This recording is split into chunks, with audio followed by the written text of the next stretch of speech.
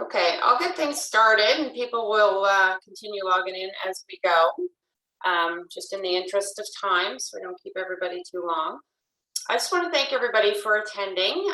This is our fourth webinar in a series of offshore wind webinars we've been holding over the past 4 to 6 months. And something we hope to continue into 2022. There doesn't seem to be any shortage of topics around offshore wind that people are interested in hearing about. So I'm sure we'll have more coming as we move into 2022. I do want to thank the Consulate General of Canada in Boston, the Trade Commissioner Service, for their partnership on these webinars. It's been valuable in connecting with the right people and lining up the right speakers to be able to provide you guys with this valuable information on the offshore wind market in the US. A few quick things that I will mention is along with these webinars, or the webinar series that we've been running, we've also launched in September the US Offshore Wind Navigator Bulletin. So this is sort of a bulletin, a one-stop shop that we've developed and created to try to compile all the information coming out of the US on the offshore wind industry into one area that's easy for our members to be able to access. So again, we just launched it in September and it's going out once a month currently. So the third one was launched November 15th. And currently they're free to all MRC members. And I will be reaching out to everyone to get their feedback on that bulletin, whether it's useful, if there's other information that you'd like to see. So it's free to members until December, and then after that point, there will be a subscription. There will be a fee for it. But first and foremost, we want to make sure it's actually useful. So I'll be reaching out to everybody on that. I also want to mention that in 2022, we are planning to lead a mission to the to IPF 2022, which is taking place April 26th to 28th in Atlantic City. So this is a long overdue mission that we've been trying to get down there for the last 2 years, as everybody has been trying to get somewhere for 2 years. So we are planning to lead this mission to IPF in April. We suspect it's going to be quite a large one. We suspect there's going to be a lot of interest from companies to attend that one. So there'll be more information coming out in the coming months on that. Okay, so we will move into the actual webinar. I will remind everybody, if you do have questions, please put them in the Q&A or the chat function. And then when we get to the Q&A portion after the presentation, I can relay those questions to the presenters to answer. I have gotten approval from Wade and Josh to distribute his presentation as a PDF afterwards, and we are recording this as well too. So we'll be able to send that out to you. So next, I'm going to introduce Aaron Donahue. Many of you are repeat attendees to these webinars that we've been hosting, so you probably already know. But Aaron is a trade commissioner with defense and ocean tech sectors at the Consulate General of Canada in Boston. And again, Aaron's been invaluable to helping in setting these webinars up and getting the appropriate speakers. So I'll hand it off to Aaron to introduce our speakers. Thanks, Amanda, and welcome everyone. We appreciate you joining us this afternoon. As Amanda mentioned, I'm looking at the list of attendees and seeing that we have many repeat attendees from our previous webinar series. So I won't belabor this too much, but I am the Trade Commissioner responsible for offshore wind at the Canadian Consulate in Boston. If any of you are interested in speaking to me about offshore wind markets, potential connections, upcoming events and opportunities, more than happy to chat with you one-on-one about your individual needs. And with that, I will turn the mic over to our friends from the state of Maine. So we have with us today Wade Merritt and Josh Rosen with the Maine International Trade Center, or MITC. I've known Wade for, I'm almost ashamed to admit how long we've known each other, Wade, but well over a decade now. Wade is the president of the Maine International Trade Center. And was in a previous role out on the Canada desk. So he knows our Canadian industry quite well. We've been concentrating this webinar series on the southern part of New England, but we really thought it would be helpful for some of our companies to learn a little bit more about what's going on in the northern part of New England, particularly in the state of Maine that is looking towards floating offshore wind, which is obviously comes with its own set of challenges and opportunities. So very pleased to have Wade with us, as well as Josh Rosen. Josh is actually the offshore wind expert within MRC, and we'll be happy to help address any questions you might have. So with that, I'm going to turn it over to Wade and Josh, and looking forward to hearing more.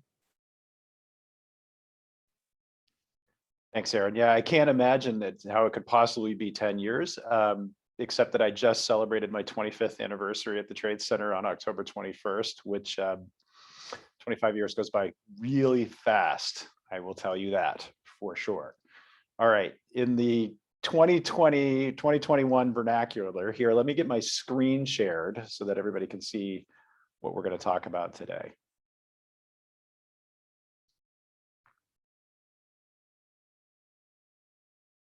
Okay, and I'm going to look to Josh and Erin because I can see your faces. You can see this, correct? Excellent. Thank you very much. Well, thanks for that introduction. Thank you, Amanda and Erin, for asking Josh and I to spend some time with you today to talk about Maine and offshore wind, and hopefully how we might be able to consider working and partnering together to take advantage of some of these amazing opportunities that that we're seeing both in Maine and in other parts of the U.S., especially further to our south. I'm Wade Merritt again. I'm the president of the Maine International Trade Center. I'm also director of international trade within the Maine Department of Economic and Community Development. In that role and in that capacity, I'm spending a lot of time these days talking about, thinking about, and learning about Maine's offshore wind economy from a variety of different angles. From the international trade director's position, we're looking at things like export development, development of supply chains, making international partnerships. But I'm also participating in some of the working group conversations around workforce development, port infrastructure, and of course, supply chain. And I also serve as a member of the Maine Port Authority's Board of Directors, which is also taking a very close look at what's going on in the Gulf of Maine and what Maine has to offer to the offshore wind industry.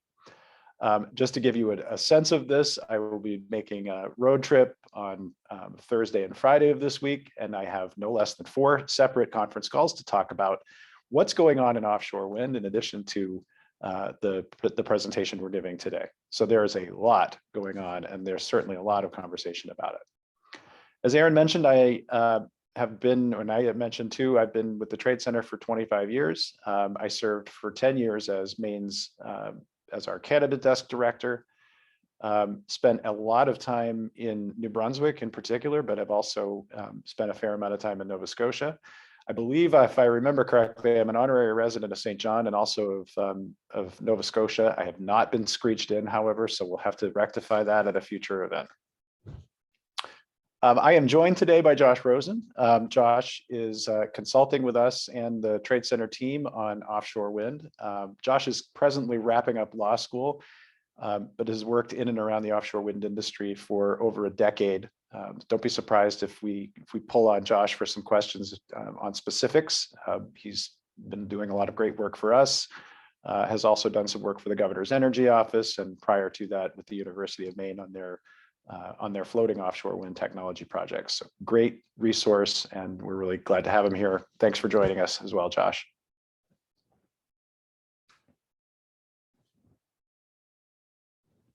So just a little bit of background on what the Trade Center itself does. If you are familiar with the work of Erin's shop, for example, at the Canadian Consulate in Boston or the Atlantic Canada Opportunities Agency, I see someone from ACOA on this call, or the Provincial Economic Development Authorities, you're pretty familiar already, I think, with what the Maine International Trade Center does. We primarily serve businesses in the state of Maine, providing them with consulting and research, as well as a network, which is, building a network is a really kind of primary reason for us being here to talk with you about this today. Building a network of connections across Maine and around the world that really help further economic development in Maine, help companies in Maine expand their global markets for products and services, and in this case, the case of offshore wind, really help kind of build their strength, build their capacity through forming partnerships, in this case, potentially with Canadian companies. This offshore wind thing is a bit of a different animal for us, as the projects that we're primarily focused on right now are actually domestic for us because they're within the United States, which takes us in some new directions. We certainly do get the question of why is the International Trade Center paying a close attention to offshore wind development in New Jersey or Connecticut or Rhode Island. There's a couple of reasons for this. The first is that despite the fact that the projects are actually taking place in the US, it's an international industry and it's filled with international players. Something on the order of 11 of 12 of the major developers, whether we're talking fixed foundation or floating, are from outside the United States, which means accessing projects, even those right in our backyard, either in southern New England, the Mid-Atlantic, or future projects in the Gulf of Maine, are going to require that businesses understand and know how to sell into global supply chains. Most of these companies are European. You're likely to going to have to go to Europe at some point to access an opportunity, despite the fact that that opportunity may be, in fact, in your own backyard. And second, because it's an international industry, there is great potential for investment or partnerships to be formed to access these projects if there are businesses from, say, outside the United States that need to locate here or think about partnering here to meet US content requirements, or if there's an advantage to having a US location.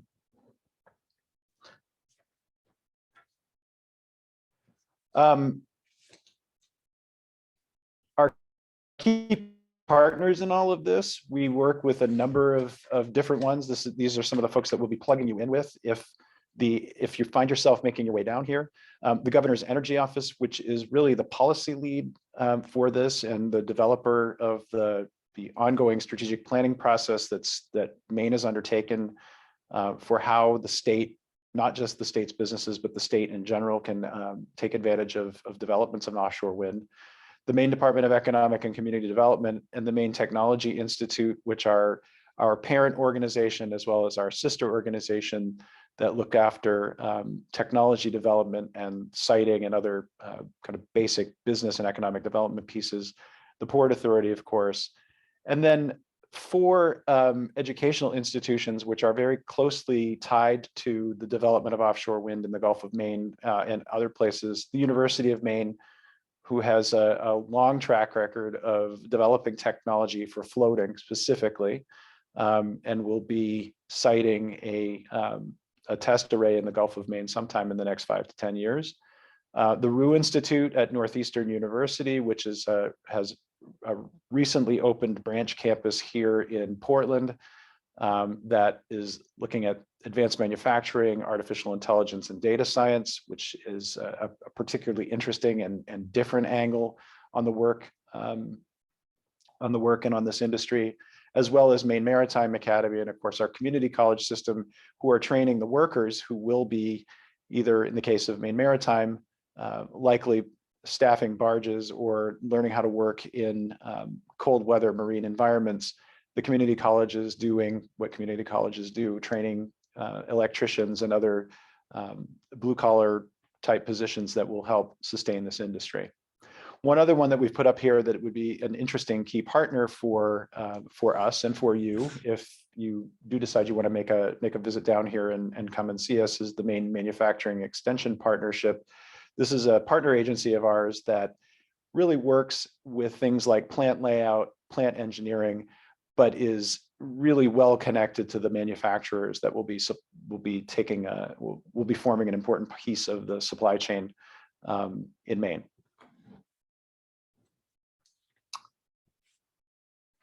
So just a quick overview of what's going on just in the U.S. in general, as far as the offshore wind industry is concerned. As Josh likes to tell me and tell everybody over and over again, it is real and it is real big.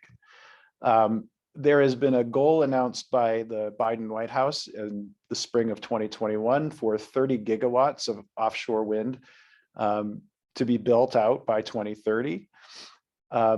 The goal is high, but it seems to be realistic, as there's actually already almost 40 gigawatts of projects in the pipeline already as of 2021. And apart from that federal goal, states, individual states have legislated procurement of another 40 gigawatts of offshore wind capacity by 2040. I should be careful in saying another 40 gigawatts. These are not additive. They're overlapping, but they are not. You can't add them together and say, well, that means 70. It doesn't. But there's a significant amount of overlap, and there's a significant number of projects which are envisioned on the horizon. That's really the message to take from this. As I mentioned in the open, this is a global industry. The total of all of this is expected to be about a $1.7 trillion industry worldwide.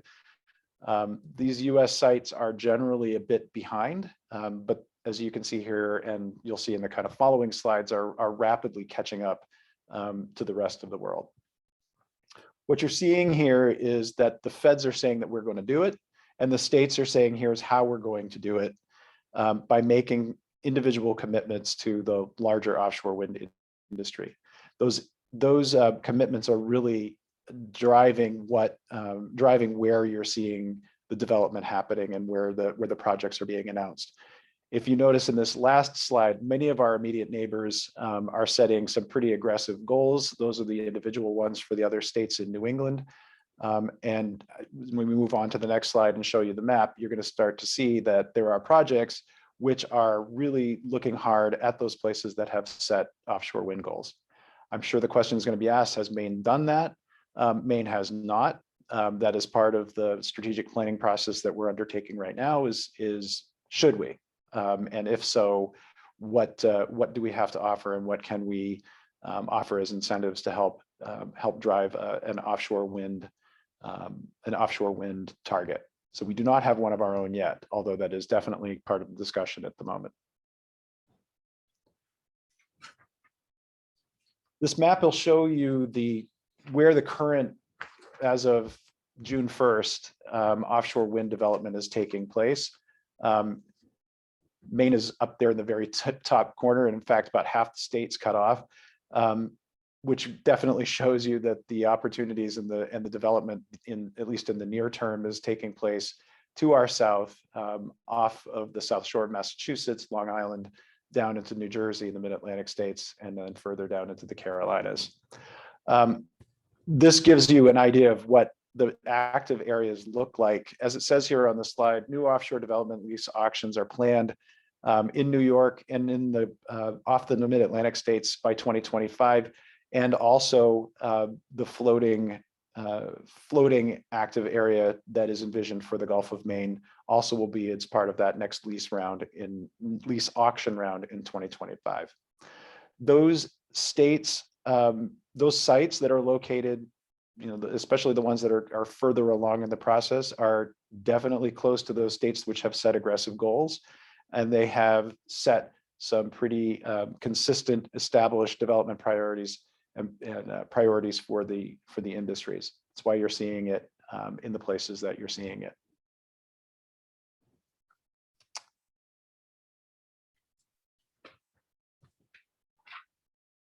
What makes our region, though, pretty compelling, and one that is, why we're feeling like we may not be in the first phase, but we're certainly in the conversation for phases 2 and 3, is making our region compelling, and your region too, because we certainly share the resource in the Gulf of Maine.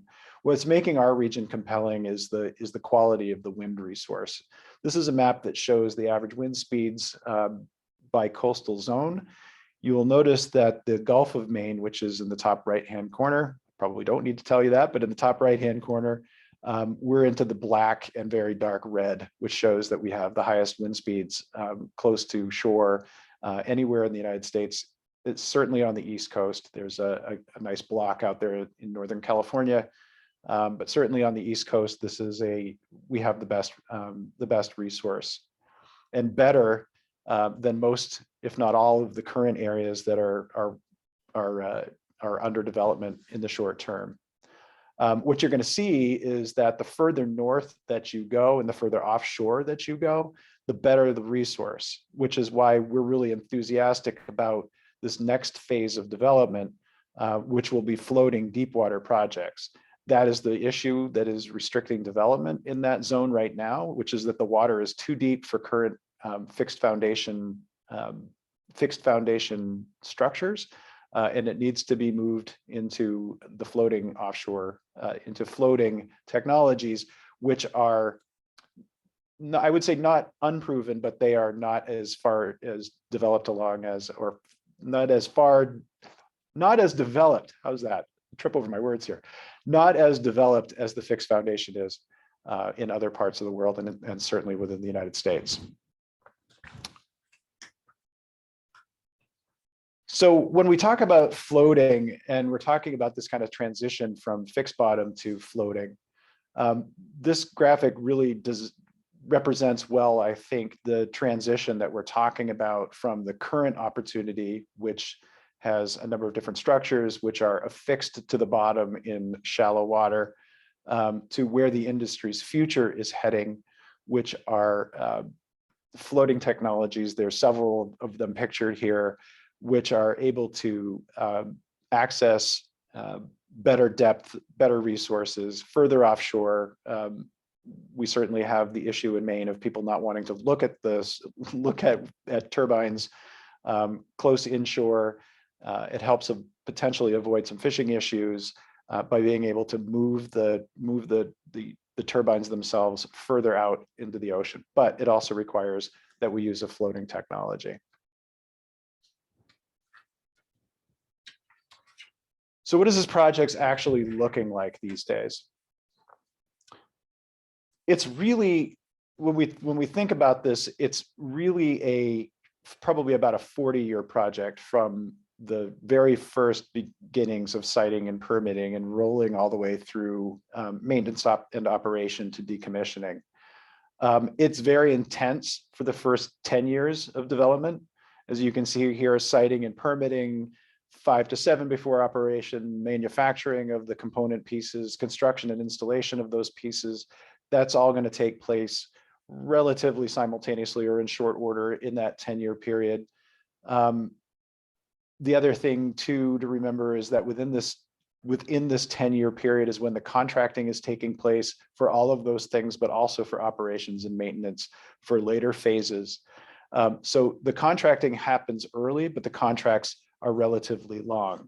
The other thing that's kind of interesting about this industry is the developer really needs to have all of this stuff lined up, ideally before they go out and approach investors. The investors in these projects want to see that the developer has everything in place and ready to go before they're willing to put their money down. Some of the things that we're talking to our businesses about, which I think are germane certainly to this conversation as well. The things that we're reminding our businesses, which are, again, like yours, small and medium-sized manufacturers that are probably tier 2, tier 3, tier 4, even suppliers to the industry. Keys to development here is that this is a very relationship-based industry. When you're talking about a 10, 20, 30, 40-year commitment and contract lengths that can last, 10, 20, 30 years, they are looking for certainty, and certainty flows from relationships. We are telling the companies right now, this is not too early, despite the fact that we're not talking about floating occurring in the Gulf of Maine until probably the late 2020s at the earliest. It's not too soon now to be thinking about setting up those relationships and finding your way into some of these global supply chains. It's really part of the big thinking behind for us of why we're encouraging our companies to think about accessing the fixed market to our south to get themselves prepared for the floating market, which is going to occur right off our shores later. So relationship-based industry, really can't emphasize that enough. The second, which is restrictive to both of our communities, the ones here in Maine and our friends in Canada, are state and US-based local content requirements.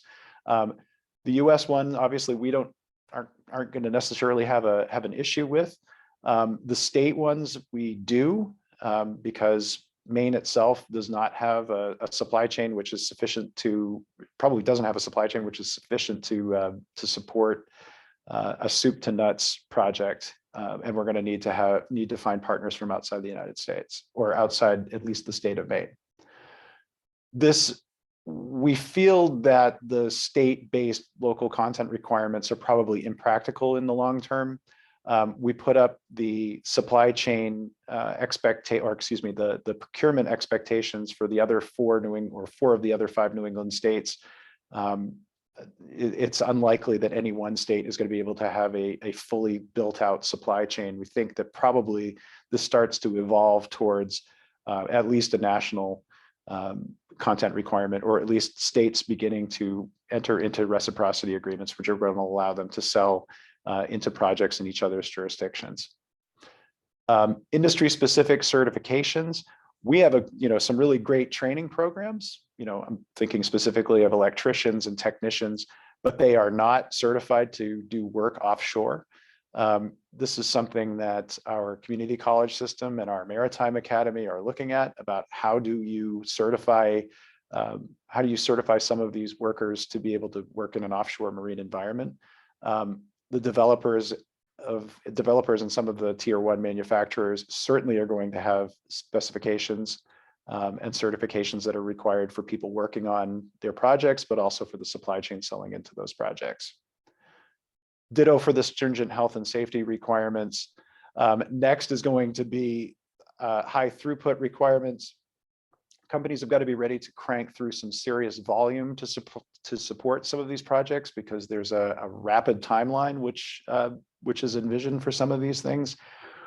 We're interested in talking with lots of people about this, because again, as a state of small businesses, I'm not sure whether the companies will be able to meet throughput requirements all the time, or at least certainly by themselves. We feel like this is a good potential area for collaboration, potentially cross-border, and some consortium building in trying to put together alliances of businesses which may be able to meet some of these throughput requirements. And then finally, the lengthy contracting times. When we talk about 40 to 50 years per project, 5 to 10 years of intense contracting activity, and it can take a while to get from the beginning of negotiation to the end of the contract. Some businesses are able to do that and sustain that level of cash flow and from signing the deal to getting paid. Some are not. It is something that the business needs to keep in mind as they do that.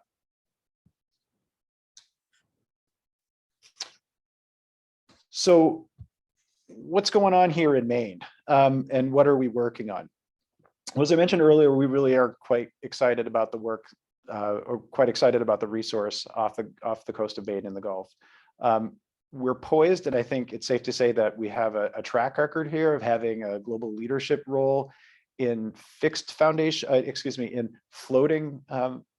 floating turbine technology in the Gulf of Maine. The University of Maine has been developing this technology for over a decade, and has secured a partnership agreement with a couple of Japanese companies to start putting together a test array in the Gulf that has recently been sited in the Gulf of Maine. We had quickly identified the fact that we did have that high quality resource offshore, and certainly as we start to think about electrification as a climate change mitigating factor, trying to figure out a way to generate a substantial amount of power in, or at least near Maine, is something that is definitely high on the priority list of things to get done. One of the things that we find advantageous about our particular position is our proximity to those large markets. If you're thinking about doing work in Southern New England, let's say, or in the Mid-Atlantic, we're close, and we do have access to R&D centers, as I mentioned, the University of Maine and RU, but also the institutions in Massachusetts. We're also blessed with some pretty amazing deep water port facilities, which are not crowded and congested as they are in other parts of New England, with existing infrastructure and some plans for development to build out offshore wind facilities in other parts of the state. Beyond this kind of floating opportunity, we think it means a really good potential entry point for global businesses which are looking for offshore wind opportunities elsewhere in the Northeast. There's space here and easy transportation infrastructure to be able to move items either landside or by ocean to other parts of the US. Maine is moving quickly on this with several different initiatives underway. I'm going to run through a few of these. One of them is the project which I've referred to a couple of times called New England Aquaventus. This was technology which was developed at the University of Maine and is now in partnership with Diamond, which is a division of Mitsubishi, and RWE, which is also a major multinational based in Japan. This is an 11 megawatt wind turbine on a floating concrete hull, which was designed at UMaine. The project at the moment is to demonstrate that this is a viable technology, working with local contractors, working with local manufacturers to kind of generate economic benefit to within the region. What's interesting about this technology for the attendees today is that New England Aquaventus is actively looking for suppliers right now. There is a website. We'll put this out with the PDF when we send it around at the end of today's session. But definitely check that out if you're interested in finding out more about New England Aquaventus's work or seeing if there's a way to access their or become part of their supplier network. Another key project that is currently underway that I also mentioned a little bit earlier is the Maine Offshore Wind Initiative. This is a really big kind of whole of state government and the private sector planning process, which is looking at the opportunities for offshore wind within the Gulf of Maine from a kind of holistic standpoint. There are working groups I mentioned about supply chain, port development, workforce development, but also looking at energy markets, looking at the impact of or potential impact of offshore wind on the fishing industry, particularly the lobster fishery. The project is envisioned to wrap up in December of 2022, though our initial recommendations are due in a couple of weeks for what the policy is going to look like here. So the roadmap process is in process. The floating offshore wind array, which is a lease area which was recently identified and is in review for final review for approval. We expect a multi-turbine project to go in there as a test and demonstration project. There's an offshore wind study on Searsport, which is about halfway up the coast of Maine, which is predominantly an oil and petroleum port right now, but has some unique assets, which we think make it a compelling case to be an offshore wind port. Findings are being announced later this year, and it may actually be sooner than that. Hint, hint, that there may be something coming here relatively soon. And then finally, the offshore, there's an intergovernmental renewable energy task force, which is studying all of this work in the Gulf of Maine between Maine, New Hampshire, and Massachusetts, which will help determine what those auction and lease sites look like that I referred to that are coming in 2025. If you're interested in following along with that and finding out, as it kind of happens, I'd encourage you to look at that website, which is on the slide here, which is maineoffshorewind.org. This is where all of the roadmap and policy and process reporting, all of that is coming out. If you're interested in keeping an eye on what's going on down here, this is a great place to start. Our friends at the Governor's Energy Office are the ones that are putting that together.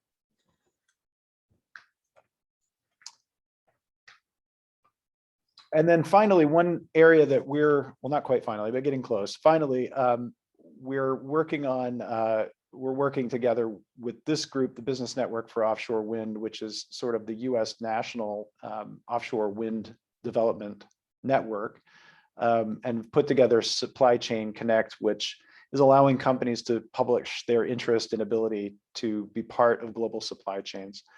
This is the database which is really forming our backbone of identifying companies and making sure that the developer and tier one supplier communities know that they're out there.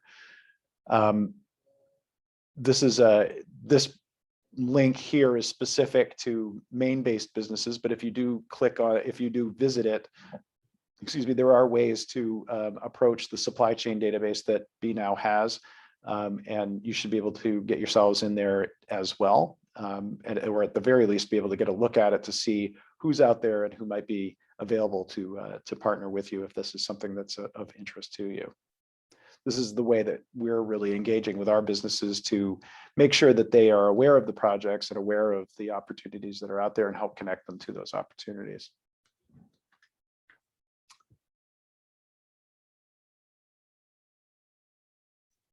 So I guess I'll wrap up to start heading into the questions and answers with an offer and really what we're interested in hearing about from you as well. This is a great partnering opportunity. As I've mentioned a few times, that Maine is positioning itself, and in particular, our businesses are positioning themselves to enter the offshore wind supply chain. We have a long history together with you in the Atlantic provinces and in Quebec. And we feel like this is an interesting potential opportunity as Maine is itself looking for ways to enter the market, that we would look to our friends in Canada, as we have been in the past, for partnership opportunities to find ways to access those global supply chains.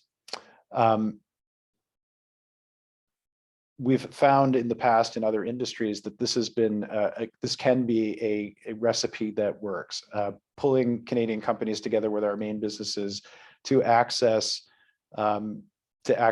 larger projects which may be too large for our individual companies to access by themselves, but that we each have something to offer each other.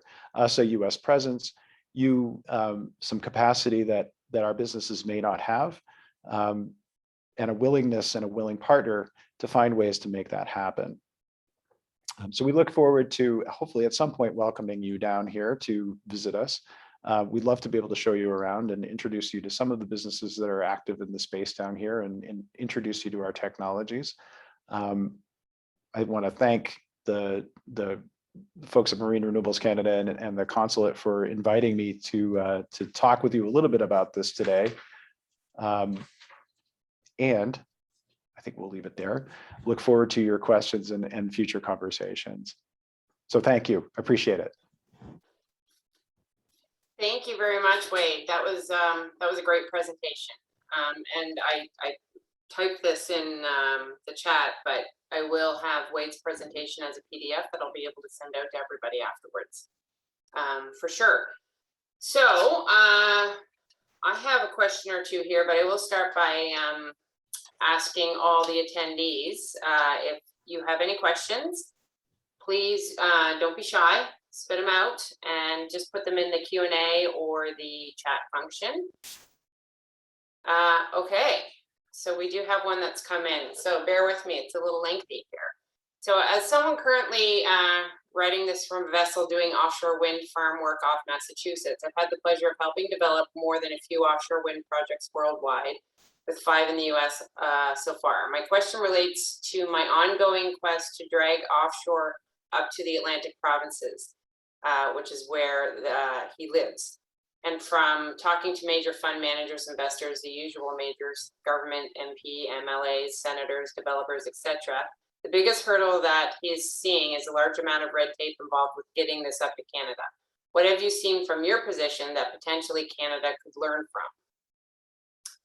And there's a bit more. Are the onshore power companies and associated infrastructure ready to deal with the massive influx over the next few years?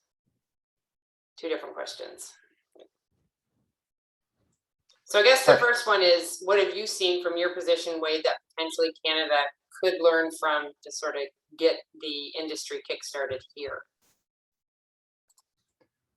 Well, I think, the big issues that we're running into are, absolutely going to need to have the political buy-in here. There have been a fair number of we're talking a lot about economic development incentives. I see James has mentioned that in there, that the US has incentives that Canada simply can't compete with. We have put tax credits in place. There's some national work as well. I think that's been important, but really trying to get the political buy-in from political leadership has been crucial. We've done that fairly well, but there's obviously, in our case, we have a very important other user of the Gulf of Maine, which is the fishing industry, which has not always been fully on board with all of this, and trying to figure out how to manage that has probably been one of the most difficult pieces of this project. I think it's critical is from a political standpoint to make sure that the fishing communities are bought in on this as early as possible and engaged in the process. If I gave you one thing, that would probably be it right there. And I think this is, I see James also mentions Scotland. This is a lesson that we certainly heard from the Scots as well. Beyond the red tape and regulatory authorities, not sure I can talk specifically about what's going on in Canada. I'd be curious to know what that is, and if we get a little follow up on that at some point, we could certainly help with that. Thank you for that, Wade. Yeah, actually, one of the questions I had for you, there's another one, Carol, but one of them was, in your opinion, what's the biggest barrier or challenge that you face with offshore wind development in Maine? And you just mentioned some of that, I think, getting sort of the political side of it on board, and also dealing with some of the other industries that happen in those waters, primarily fishing.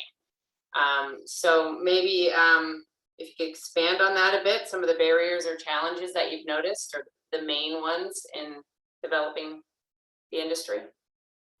Sure, and I'll throw this to Josh too in a second. But the barriers, obviously, we've got the political and other users issue. I think the other one, just from an economic development standpoint, is letting people know that we're here. I mean, I think everybody gets really excited, and when you talk to international developers, they talk about the United States, they're thinking about other parts of the US, and they're not necessarily thinking about Maine. So trying to get that message out there has been kind of important.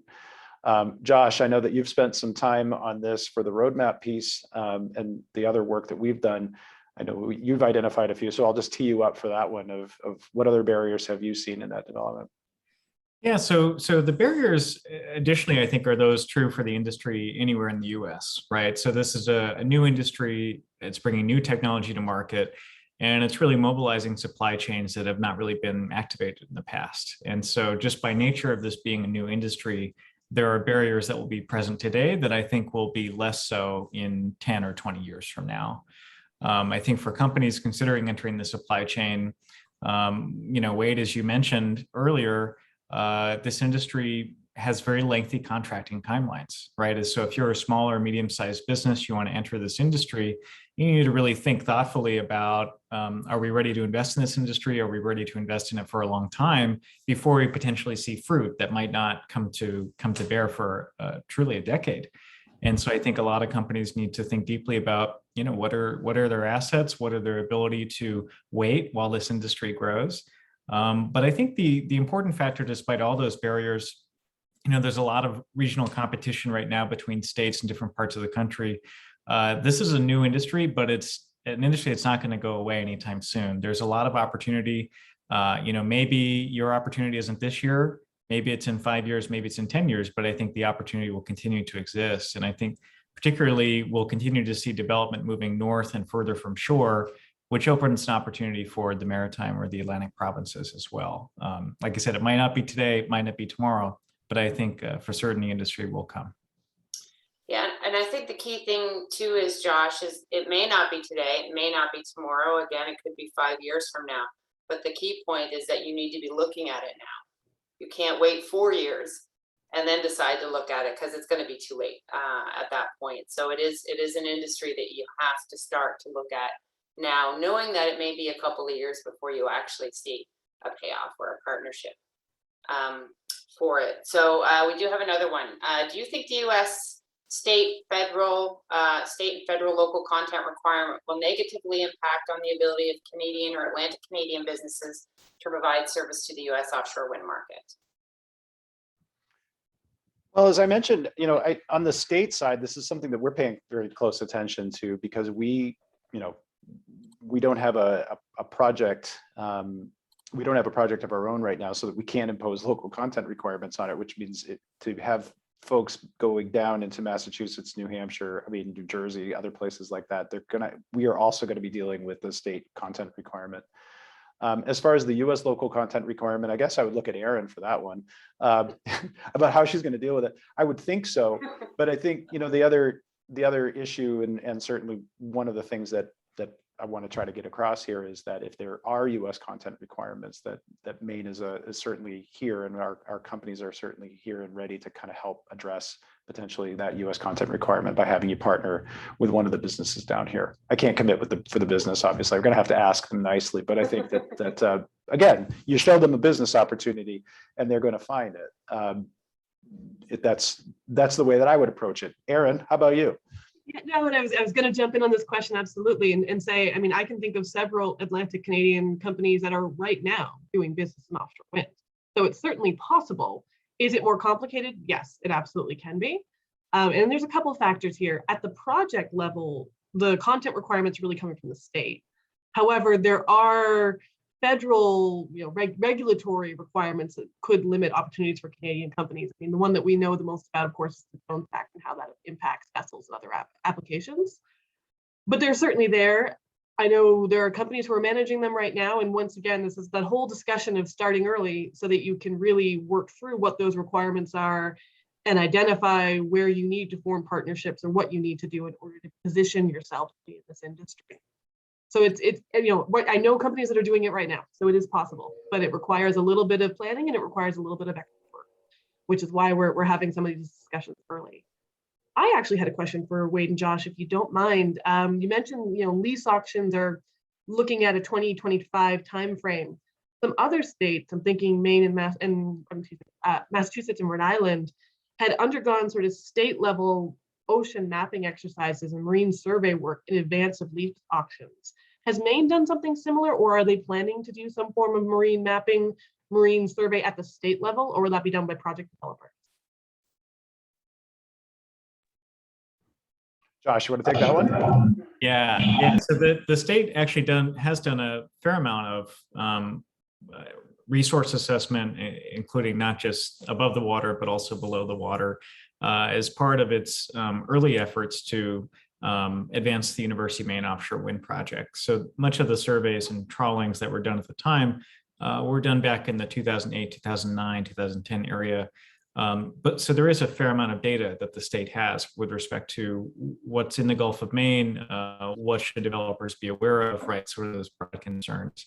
I think future questions about potential developments, the state has not yet committed, as far as I know, to whether the state would handle that or the developer would handle that. I think that's yet to be seen. But I guess if I can leave with a brief answer, it's that there's a lot of data on the Gulf of Maine already.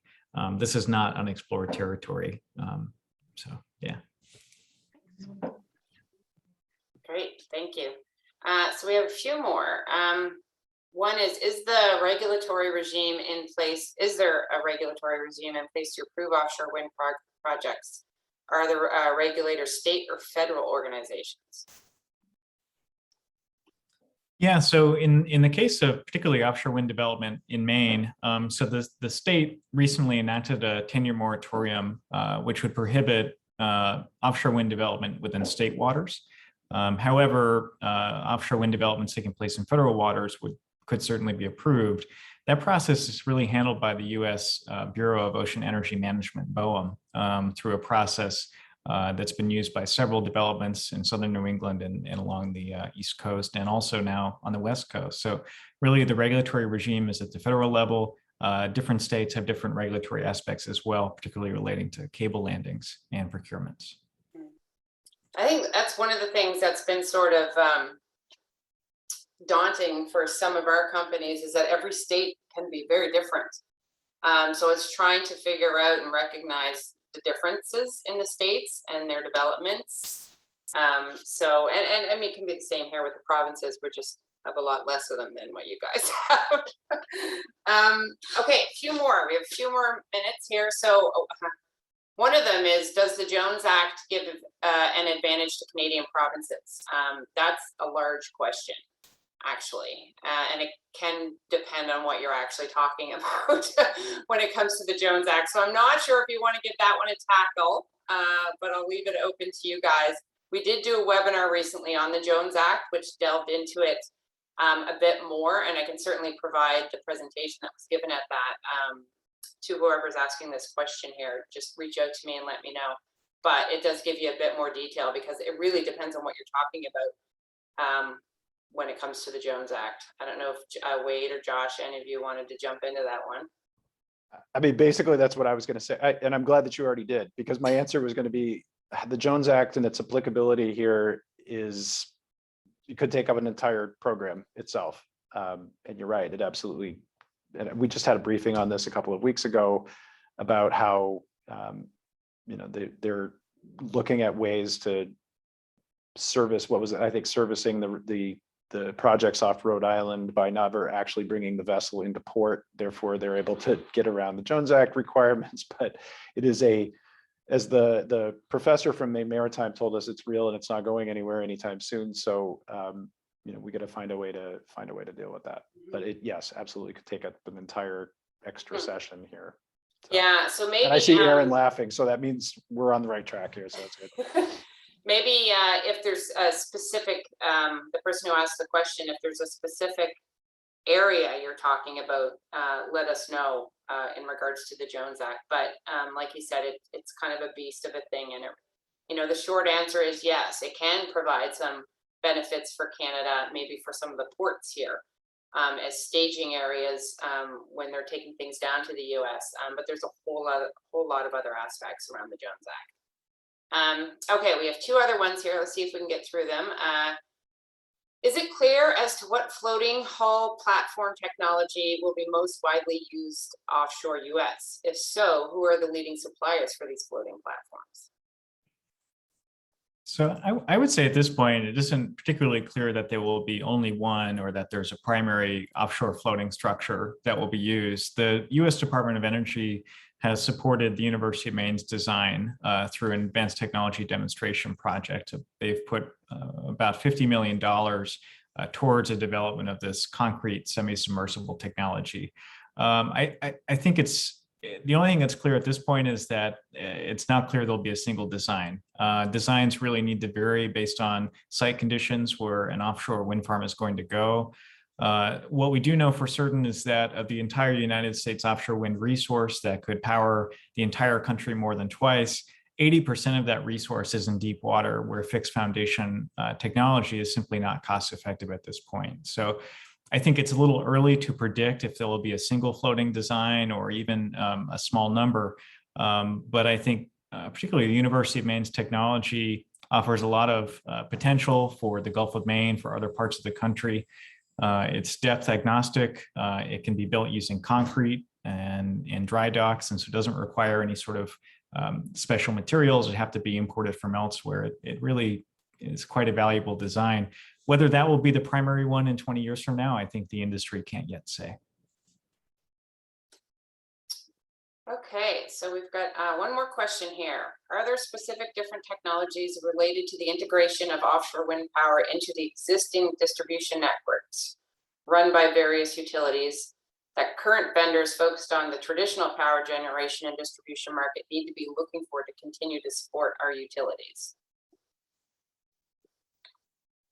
Yeah, I think at this point, the only thing I can say is that the offshore wind generation interaction with the grid system is on the minds of many, including the US Department of Energy, the National Renewable Energy Lab, and others.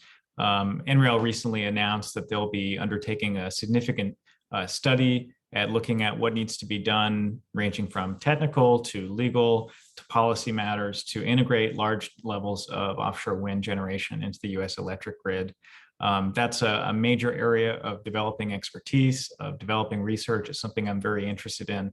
But I think we're still, in many ways, we're seeing the birth of an industry, which means there are a lot of problems and a lot of opportunities yet to be identified. But we're looking at it. The U.S. government is certainly looking at it. That's for sure. Yeah, and I think, I mean, some of those same problems are similar to what we will be facing up here, when offshore wind develops here. Same thing as integrating it into a grid that maybe isn't ready to take it all.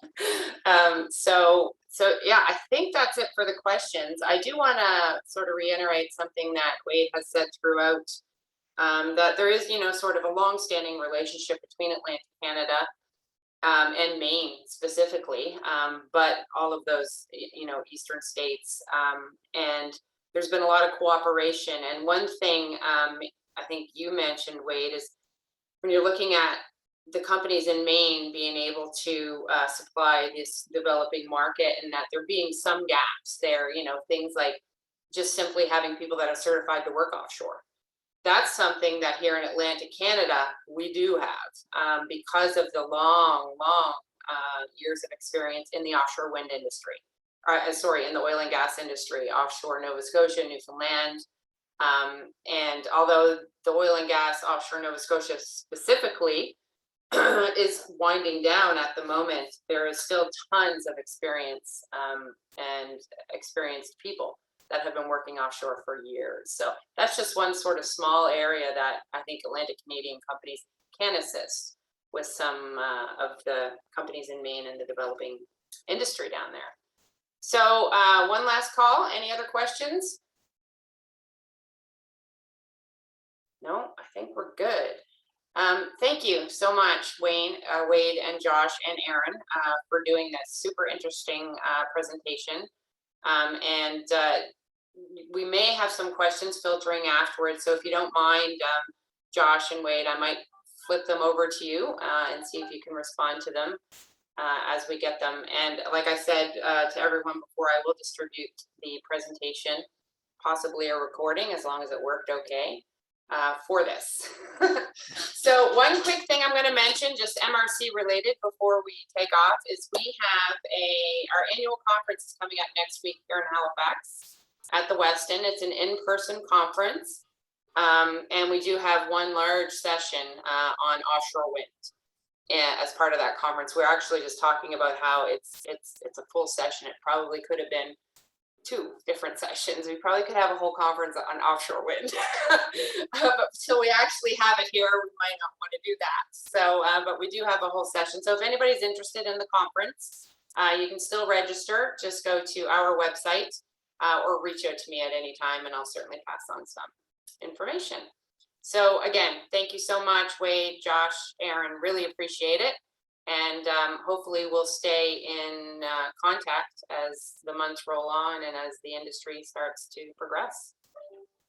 Thanks for having us. Really appreciate it. Thank you. And thank you everybody for attending. Appreciate it. Thank you, everyone.